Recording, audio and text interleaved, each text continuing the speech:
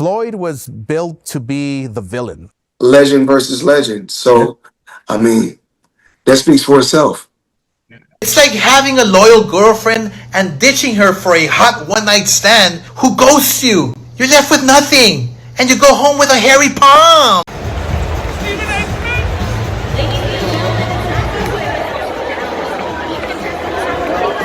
In the world of boxing, what you see in the ring is only half the story. The other half is a brutal, unfiltered battle of words, egos, and legacies fought outside the ropes.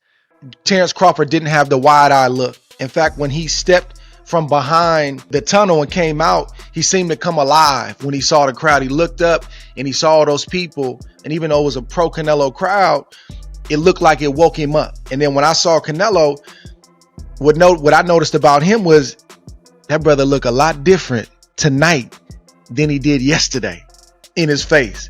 He was full-faced. His body looked like he put the weight on. During that first round, I mean the first 2-3 seconds, they touched gloves and Crawford flicked 2 jabs at Canelo and kind of stood his ground. And I said, okay, we're going to have a real fight tonight. That's how Floyd is. He's very. Do you think he's the great? You think he's the greatest? One of the greatest. Every great fighter in the world says technically there's nobody better. Yeah. Every single, easily the best counter puncher. No, every great fighter in the world says there's nobody better. But when you're talking about wins, right? Not the best heavyweight champ is Mike Tyson. Right. I think, right? Like the scariest guy because his force is just so. It's insane. Yeah, but Logan having almost beat Floyd, that's got to put him in the top three greatest.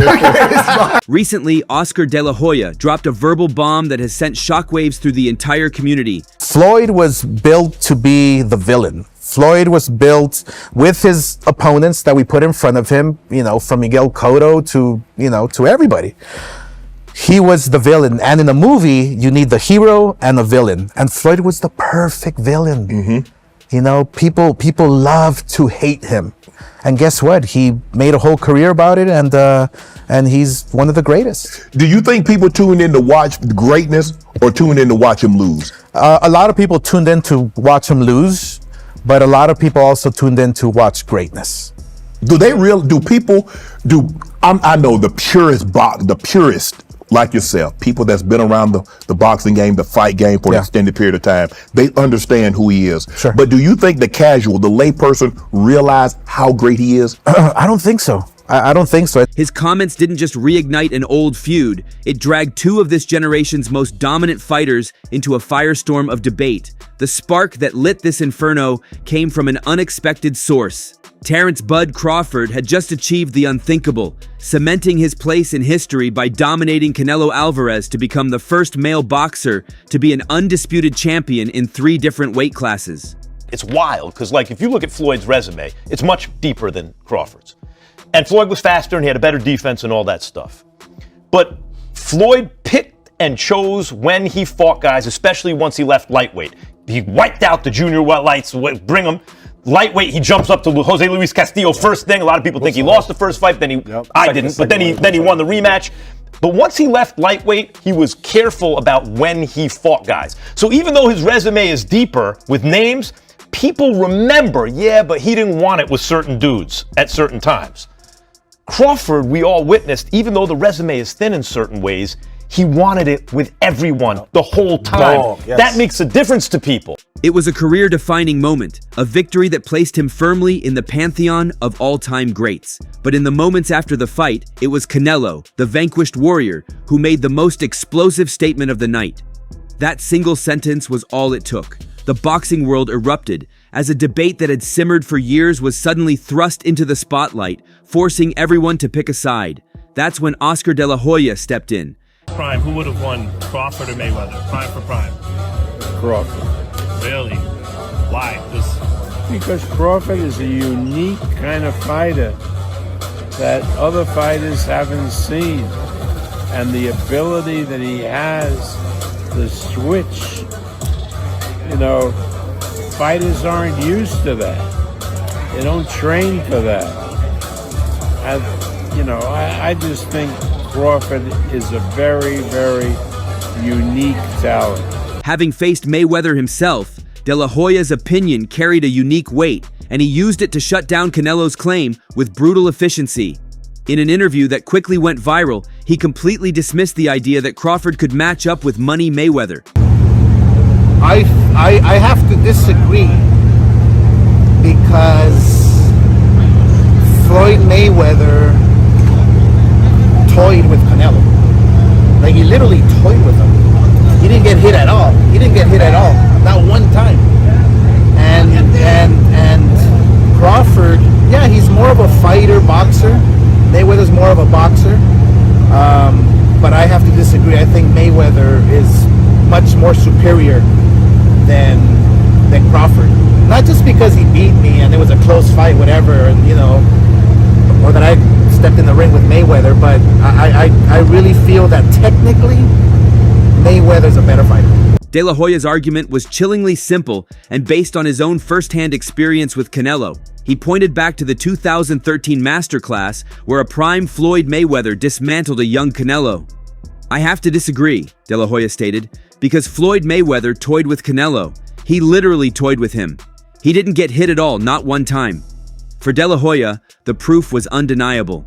He explained, "I think Mayweather is much more superior than Crawford, not just because he beat me, but I really feel that technically, Mayweather is a better fighter." Okay. Well, we're going to know in the least amount of fights, I didn't have to have 70 fights or 150 fights, 300 fights. Did I not beat the most world champions? Yes, you did. Okay. And in the least amount of fights? Yes, you did. Who got the highest gate? Floyd Mayweather. Who made the most money? You did. Who was the most accurate fighter of all time? You were. So it's basically saying that... The greatest of all time. Okay. All right. But De La Hoya's praise of Mayweather is drenched in a complex history. We have to rewind to 2007 to the mega fight billed as The World Awaits, where De La Hoya himself faced Floyd Mayweather. It was a clash of titans that shattered pay-per-view records. De La Hoya, the established golden boy, gave Mayweather one of the toughest fights of his career, ultimately losing a close, controversial split decision. So when he praises Mayweather today, it raises a fascinating question. Is this purely an objective analysis, or is it a strategic move? By cementing Mayweather as the untouchable GOAT, De La Hoya also elevates his own legacy, making his own near victory over the legend seem even more impressive.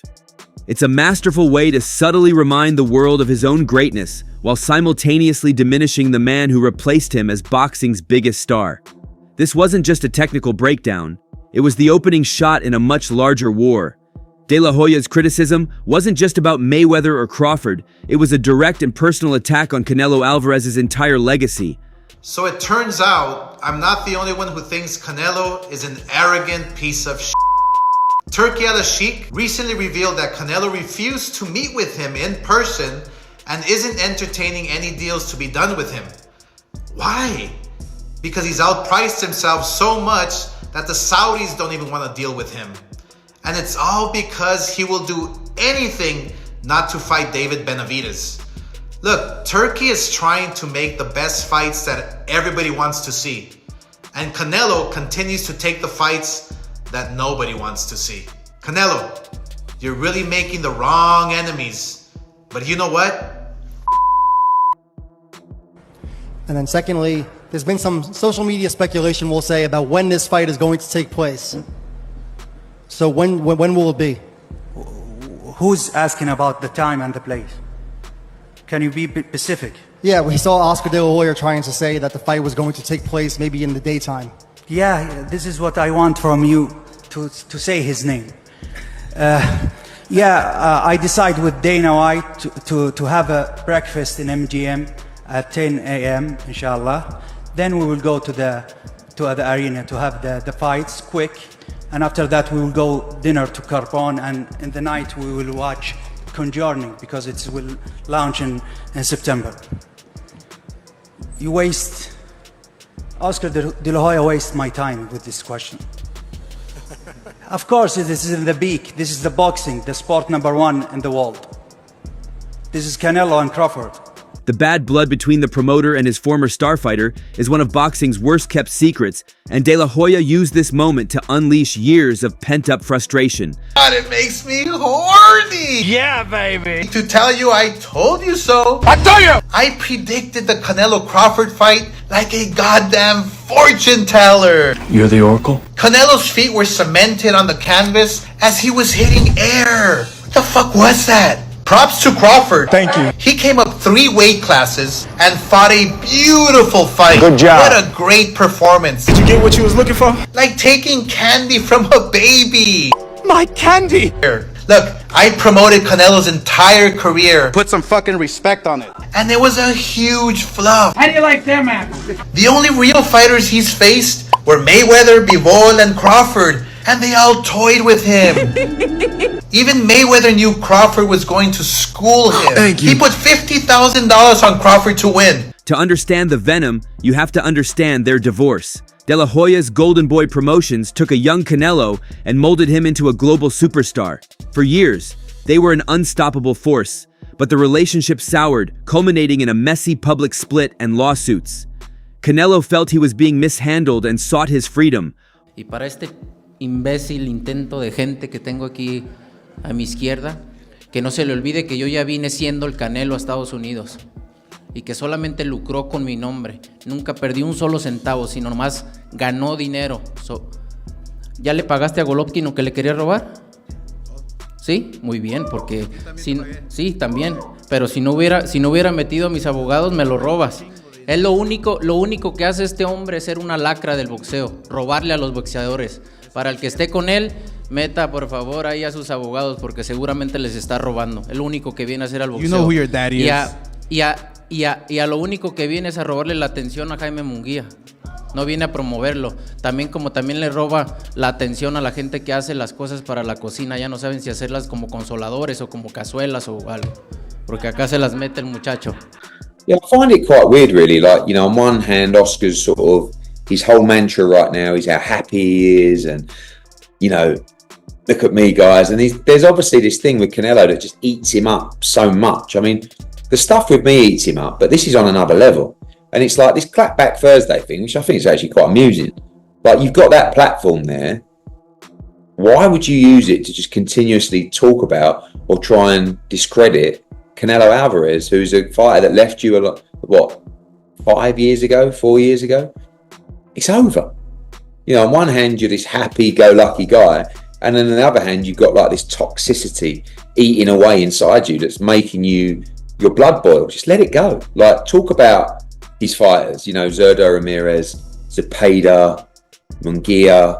I know Munguia's left him, but like the other guys he looks after as well. So like, I don't know. I find it a bit weird, really. While De La Hoya saw it as an act of betrayal from a fighter he had invested everything in. So when he says Canelo's career was a huge fluff, it's not just a promoter talking trash, it's a man scorned, trying to tear down the empire he helped build. I don't expect anything less than that with that kind of person. He's an because he's mad because I leave Golden Boy. I'm the diamond in Golden Boy. Golden Boy is not the same without me. That's why he's angry. I have the proofs. I put my liars in, and he tried to steal money. I have proofs. I don't want to do anything against that kind of guys. I don't want that vibes. I don't really give a shit about Oscar. But if he says something here in my territory, I need to say something, right? Canelo, I just saw another video where you're still talking shit. All you say is fuck him, fuck that. Oh, he stole from me. Well, obviously, aside from defaming me, why don't you look inside your own circle? Because I know for a fact that people are stealing from you. By the way, you lined my pockets. You made Munguia a shitload of money, all because you're afraid of David Benavidez. Fuck you. This personal history is the fuel for the fire, turning a simple boxing debate into a bitter quest for revenge. He took to social media with a scathing assessment declaring, "I promoted Canelo's entire career and it was a huge fluff." He then twisted the knife further, claiming, The only real fighters he's faced were Mayweather, Bivol, and Crawford, and they all toyed with him. This was De La Hoya's "I told you so" moment, a public celebration of Canelo's defeat that felt deeply personal.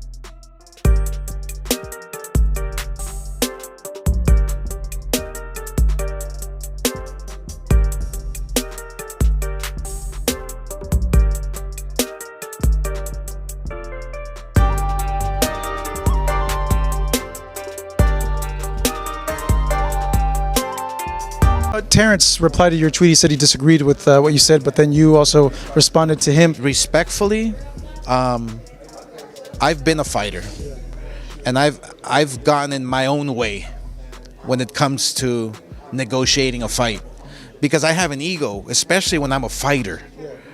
So when I'm a fighter and I'm sitting down on a table with my potential opponent in front of me and with the people that I delegate that are smart, that are business people, it just does not work because there's too many egos in the table. When I started doing that and becoming a businessman before I was a fighter, guess what? My focus was on business instead of the fight, and I started losing. Your window is so short. There's a window of opportunity. Take advantage of it as a fighter. And just when you thought the drama was contained to the world of boxing, De La Hoya widened his scope, aiming his venom at an entirely different beast, UFC President Dana White. In the same fiery outburst, De La Hoya targeted White with incredible ferocity, accusing him of prioritizing profits over the well-being of his fighters. We were part of the whole. We were actually. I was part of the whole. Against Top Rank. You know, the whole movement. Yeah. You know, with the Muhammad Ali Act and all that, and it's in place for a reason. I'm telling you right now. If they change the Muhammad Ali Act, every fighter out there, every manager is going to have problems. He's going to be in trouble because you're not going to be able to negotiate. You're not going to be able to negotiate purses or this and that. You fight for what they pay you. That's not a way. That's not a way to do it. That's not a way to do it. You have to. It's a free negotiation. It's you know, you have managers for a reason. You have the fighters who should be making the bulks of the money. We put our lives on the line. We go up in the ring. Fighters die. For what? To get 10%? That's bullshit. He brought up White's controversial stance on the Muhammad Ali Act, a federal law designed to protect boxers, and suggested that White wanted to amend it so that TKO, the UFC's parent company, could fighters over. He even claimed White showed up late to the Crawford-Canelo fight, allegedly watching a UFC event on his phone during the undercard. As far as the undercard, Jesus Christmas, I feel bad for Turki, wasting all that money. You have to fire your matchmakers, Turki. It was the biggest fight of the decade, and your matchmakers, not you, your matchmakers. What are those guys? Put on that undercard? You paid all that money and had the biggest stage in boxing on Netflix, and that is really the best they could do? Didn't even try. If I was matchmaking, I would have put Shiraz versus Benavidez as a co-main event, with the winner fighting the winner of Canelo Crawford next. Thank you. That's how you promote. That's how you matchmake. Dana White didn't have his best week. His t-shirt shrank smaller every minute, especially when he was questioned about his attempt to amend the Muhammad Ali Act. So you're saying this reporter is an asshole because he's asking you a legitimate question? That's because the Muhammad Ali Act protects fighters, and TKO needs it to change so they can fuck fighters over. Sorry, Uncle Fester. You can't muzzle the boxing media like you do in the UFC. That's alright. And after this debacle, he decided to skip the undercard and shows up in the beginning of the main event where he's just watching the UFC on his phone the entire time. I wonder if he regrets abandoning the UFC for a sport that doesn't want him. The tirade reached its peak with a blunt and shocking sign-off directed at both of his targets. Dana, Canelo, F's you. I'm not interested in to be a friend with him. I'm good where I am, and I have nothing to with him, and I wish all the best for him, and that's it. I don't want him in my life. I don't want him near from me, close to me. I don't want that kind of vibes on my life. As De La Hoya's comments ricocheted across the internet, the other side of the debate began to push back, and it's here that the true scale of what Crawford accomplished comes into focus. Crawford, a natural welterweight, jumped up 2 full divisions from 147 pounds to 168 to challenge a naturally bigger, stronger man in Canelo. This is a monumental risk that few fighters dare to take. It adds a critical layer of context that De La Hoya conveniently ignores. Floyd versus Triple G. Listen, man, Floyd didn't fight him, and Floyd is an all-time great. But what a missed opportunity. You got Crawford going from 135 and talking about fighting Canelo at 168. It's kind of the same thing, except for Floyd fought a few times at 154.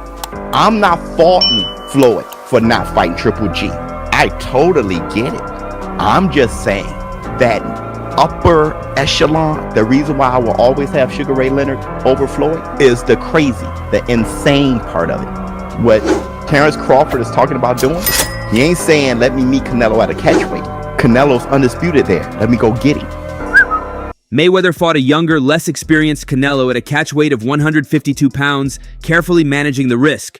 I mean, you fought Floyd Mayweather at what? Were you 23? 23. That's so fucking young. Yeah. What was that like? I trained so hard, and now obviously I try to beat him because, you know, if you beat him, you want to be the best in the world at 23. What do you think was so impressive about him? His experience, he's so smart. He have everything in a fighter, a complete fighter. He don't have power in the punches, but when you that kind of fighter, you don't need it. You think that was the toughest fight you faced? No. What do you think? I think he's tough fights and difficult fights. That was a difficult fight. Crawford walked into the den at the Canelo's natural weight and dominated him. This fact alone is a powerful argument for Crawford's side, suggesting his victory was a far greater feat of audacity and skill. Crawford's camp was not about to let this be ignored. His trainer, Brian Bomac McIntyre, immediately doubled down on Canelo's claim. Wearing a hat emblazoned with the word GOAT, he told reporters. Of course he is. Of course he's better. For McIntyre, Crawford's willingness to face anyone, anywhere, at any weight elevates him beyond Mayweather's calculated reign. Crawford himself, however, took a more diplomatic approach. Floyd was the greatest of his era. I'm the greatest of mine, he said.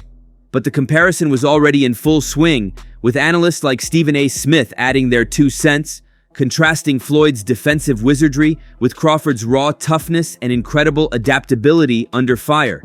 To truly grasp the debate, you have to understand the science of their styles. It's a classic clash of philosophies. Floyd was in his prime. That would have been fucking incredible to see which style's superior. Because Floyd would move towards you like this, he would just get right up on you. It would just show you how good Floyd really is. Because of the fact that he's won decisions by, you know, playing it safe, people that just don't get excited about him and they recognize him with the all-time greats, he's the best.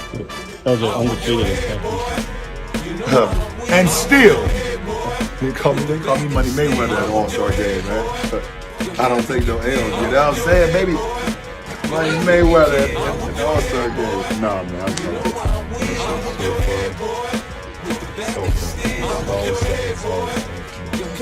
Floyd Mayweather was a ghost, a defensive savant who perfected the Philly shell and shoulder roll to become virtually unhittable. His entire game was built on risk management, precision counterpunching, and a ring IQ that was second to none. He was a master of making you miss and making you pay. Floyd Mayweather used to have these crazy workouts and he would crack open a Pepsi. Give me some soda. People are like, he's crazy. But no, he's not. He's smart. That guy did it the right way. Never drank, never partied, would run home from the club at 2 o'clock in the morning. He was built different. Terrence Crawford, on the other hand, is a hunter. He is a predatory switch hitter, comfortable fighting from both orthodox and southpaw stances, which allows him to create confusing angles and dismantle his opponents piece by piece. He doesn't just outbox you, he breaks you down mentally and physically, always looking for the finish. So the question becomes, what wins? The impenetrable fortress or the relentless siege? Beneath the surface of this war of words, a quieter and perhaps more sinister controversy was brewing. Many experts and fans felt the official scorecards for the Crawford-Canelo fight were alarmingly close. Canelo, I may be the only one. I thought you won the fight.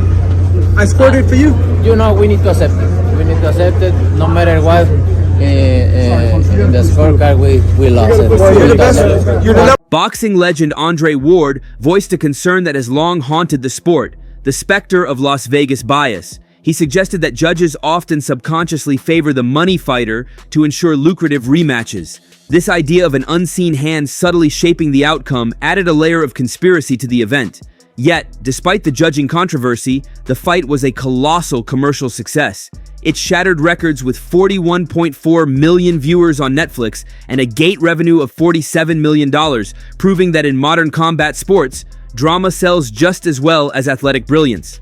In the end, Oscar De La Hoya's unfiltered outburst did more than just settle a score. It ripped the curtain back on the complex world of professional fighting, where personal vendettas, financial interests, and legacy-defining debates are constantly at war. His unwavering belief in Mayweather's superiority, combined with his venomous attacks on Canelo and Dana White, has forced a total reevaluation of what it means to be great. Terence Crawford's historic achievement in the ring became the catalyst for a firestorm of controversy outside of it, blurring the lines between sport and spectacle.